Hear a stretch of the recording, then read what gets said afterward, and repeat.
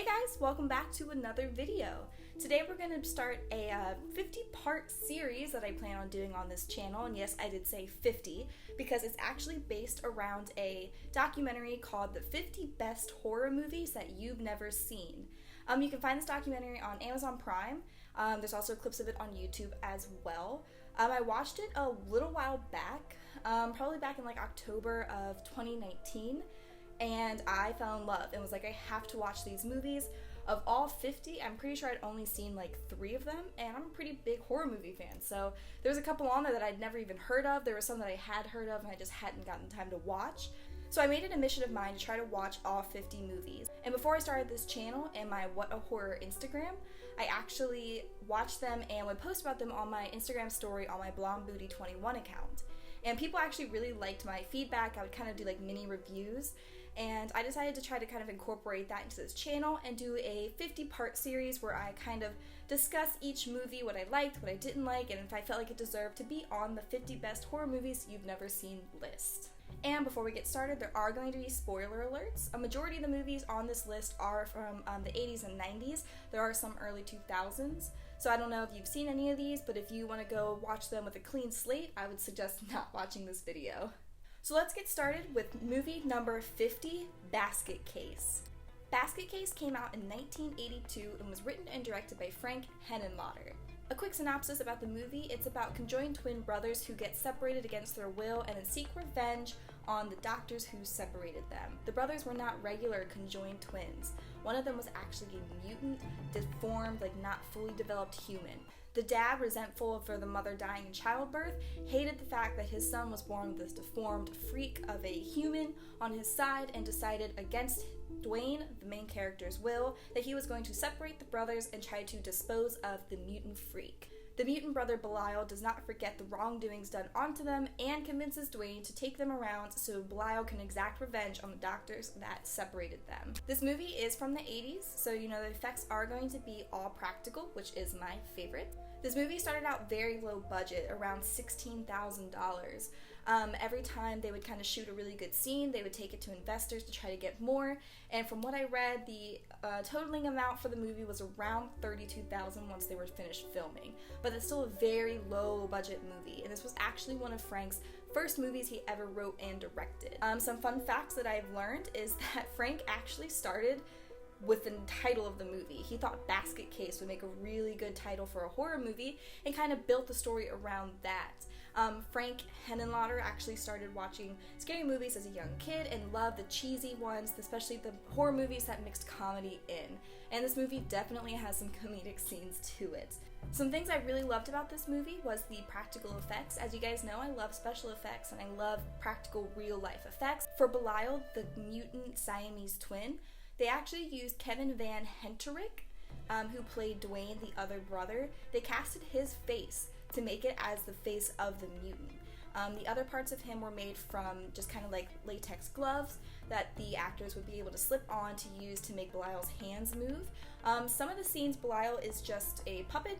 Some other scenes, it is an actor wearing gloves. And a few scenes where Belial's basket is resting on top of this white dresser, you actually see Belial kind of reach up out of the basket. That dresser was actually, all the drawers were taken out, and the director, Frank Henenlotter, would actually slide his hands up into the gloves and was jammed inside this small dresser with these monster gloves on to kind of give life to Belial, which I found really cool. I think it's really cool when directors kind of get involved with their monsters, And yes, Frank didn't really have a lot of options considering the low budget of this movie, but it makes it really fun, campy, Another really cool feature in this movie that the 50 Best Horror Movies You've Never Seen documentary highlights is the fact that there is a scene where Belial jumps off of the dresser he is sitting on and starts to kind of rampage around the room out of anger. And this scene is entirely shot in stop motion. Stop motion, as most people know, is whenever you have dolls or characters that are inanimate that you move and take a picture of, take a picture of frame by frame to play them all back side by side and make it kind of look like a moving picture. A popular movie most people have seen is Nightmare Before Christmas by Tim Burton. That movie is entirely done in stop motion, so they're real life dolls that are being moved and animated shot by shot. So whenever Belial is on the ground and moving around and kind of wrecking this hotel room, it's actually all done in stop motion. which not only is an impressive feat just because of how time-consuming and precise it has to be, but also because this movie was shot on film, which does make it more impressive because shooting stop motion with film is way different and way harder than shooting stop motion on a digital camera. The opening shot in this movie is great. It's very mysterious, it's very creepy. It just opens up with a POV shot of the monster, which we later learn is Belial, killing a unsuspecting doctor and stealing some paperwork from his desk. I really like the opening shot because of the monster POV. I'm not entirely sure where the POV shot came from, but I do know it is very popular, especially in 80s movies. A movie that does utilize this is The Evil Dead, when Ash's sister is in the root cellar, and when she is possessed, you see things from her point of view from the root cellar. You can kind of see her hand grasping chains, you can hear her breathing and her making noises, and that's exactly what happens in Basket Case. The Evil Dead did come out in 1981, Basket Case in 1982. Hard to say if Frank was inspired by The Evil Dead or not. There's plenty of movies that do have that POV shot, where you can kind of, you see things from the monster's perspective, you hear the monster breathing or making noise, and usually you can see one monstery claw reaching out and, committing the kill. But so the movie opens up with that doctor getting brutally murdered. He is bloodied, scratched up, he's screaming, you hear horrible breathing, and it also has one of the best jump scares in the movie where the doctor turns on the light to see Belial clinging to the wall right before he jumps on his face and kills him. And as you learn later on in the movie, Belial is seeking revenge on the doctors that separated him and Dwayne, and these doctors were kind of sketchy. The father did call in people because major doctors were refusing to do the surgery, because Belial was kind of seen as like a sentient being. They weren't really sure if he was human or if he had feelings, but Dwayne and Belial treated each other just like brothers. They really did love each other and did not want to be separated. So whenever their dad did call in these sketchy New York doctors to perform this surgery, which was successful, they separated Dwayne and Belial. Belial decided to convince Dwayne to go to New York and seek that revenge. So it's kind of like a chain of events where each doctor they kill leads them to the next one. Dwayne himself doesn't actually do any of the killing. He kind of just leaves Belial in the office with the doctor, takes a step out, and kind of lets whatever happens. So Belial is the one killing. You almost feel bad for Dwayne because he didn't want to be detached from his brother, and now he has to kind of care for this mutant freak in a basket. Dwayne and Belial communicate via telecommunication. You never actually hear Belial speak. You just hear him kind of breathe and scream, which the sounds in this movie are horrifying. I'm not sure if it's because it was so low budget they couldn't afford to kind of block out the New York sounds, but you hear like the New York streets and then this horrible like blood-curdling scream that Belial does, and it's very upsetting and it makes you feel like it's so real and you're like, ugh.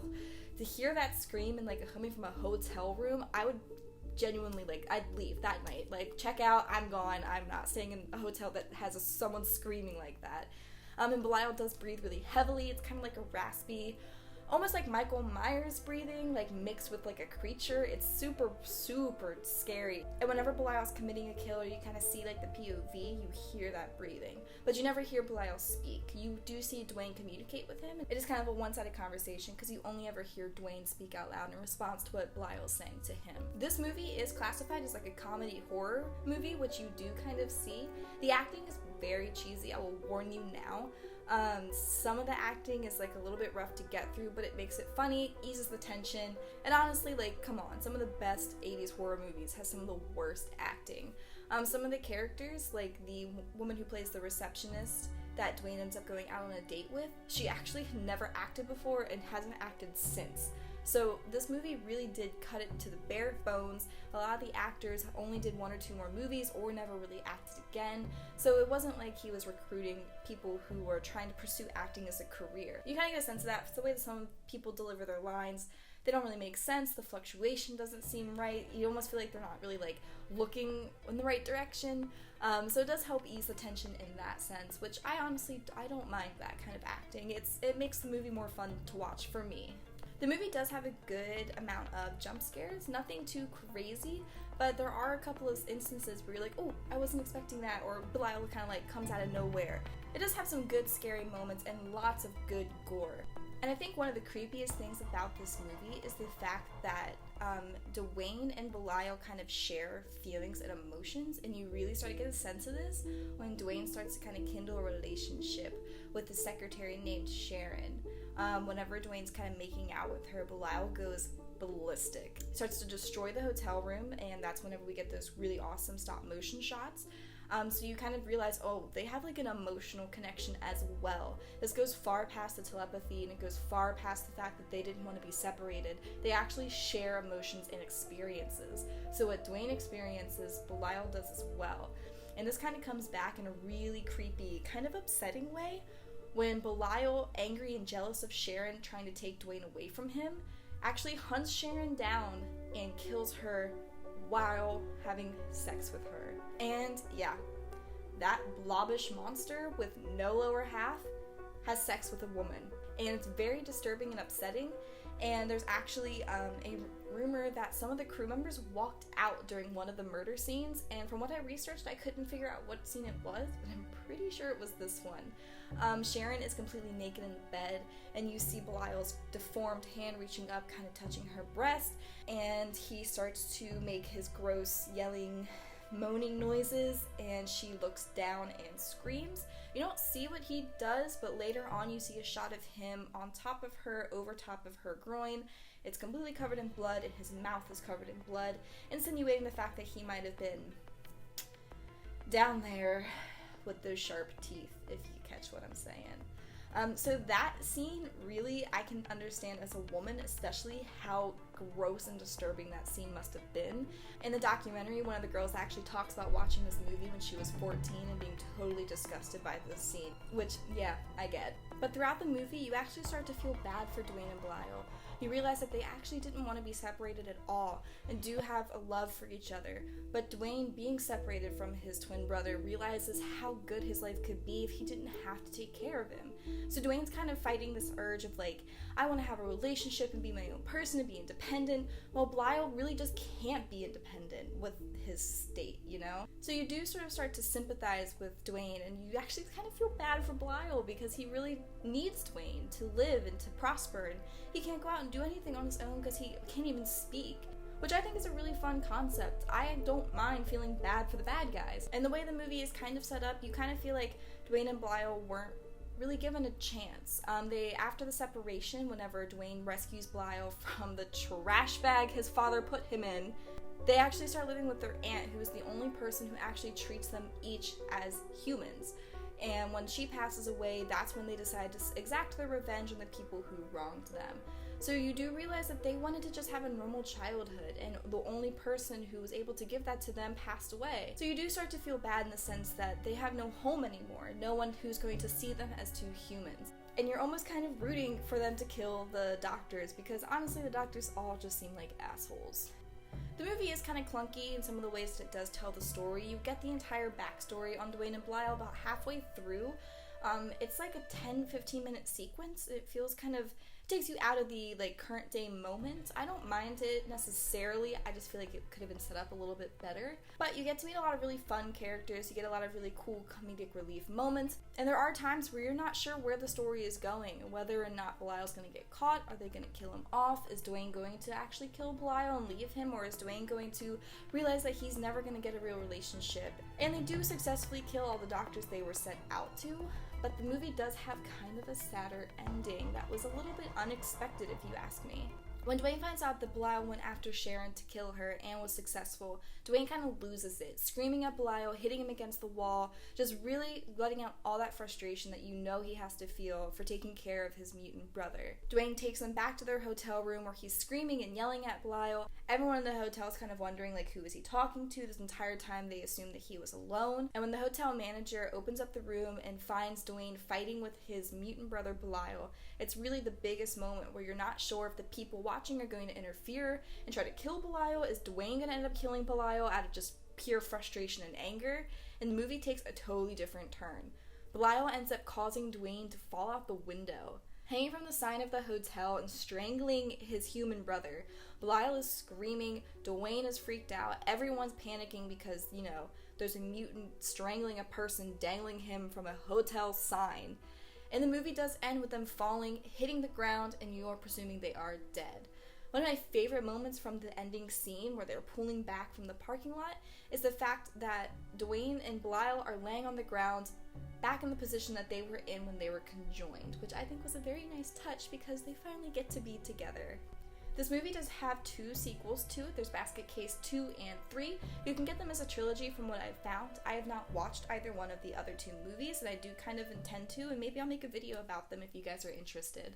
From what I can tell, Belial and Dwayne do survive the fall and are resurrected and brought back and kind of go on other adventures where it's freaks against humans. I genuinely did enjoy the movie. It's kind of got a cult following. It's cheesy, it's comedic, and it's got really good gory scenes that are made from all practical effects, so what is not to love? It's a good horror movie to show people who don't like horror movies because it's not so intense and scary that they're not going to want to finish it, but it also has really good moments that are then followed up by some good comedic relief and just a little bit of bad acting to kind of take you out of the moment. The kills in this movie are fantastic and always done with such gusto. My favorite death of the movie is actually Dr. Cutter, which I believe is the last doctor that they go after. She's actually a veterinarian, which really pisses Dwayne off in the sense that his father got a animal doctor to come operate on him because that's how desperate he was. But Dr. Cutter gets what she deserves with a face full of needles and scalpels and is left to die with these things protruding from her face. There's a really great shot of her turning around to her nurse assistants busting through the door. She's got all this shit coming out of her face and she's screaming. It's so dramatic and cheesy. It's definitely one of the moments where you're like, okay, that acting, the scene went on just a little too long. I believed it until she kept screaming like that, but it's such a fun, good scene, and the effects are really great. You can definitely tell that it was a low-budget movie, but they really made the most for what they could. So that is my favorite death of the whole movie, because how many deaths do you see where it's just a doctor with a bunch of scalpels sticking out of her face? With some of the deaths, the doctors are left cut in half, which I loved because I kind of felt like that was a way for the brothers to exact their revenge. Because to them, they are one whole person who was cut in half. So to exact their revenge and cut those doctors in half just kind of leaves you with a sense of like, I'm proud of you guys. So I definitely encourage you guys to watch this movie. You can leave a comment below if you have, or go over to my Instagram, What a Horror. I'm going to kind of make a post about the movie. Leave your comments there and tell me what you think. But yeah, I definitely encourage you guys to see this, and I think it is deserving to be on the 50 best horror movies that you've never seen list. Until next time, stay spooky.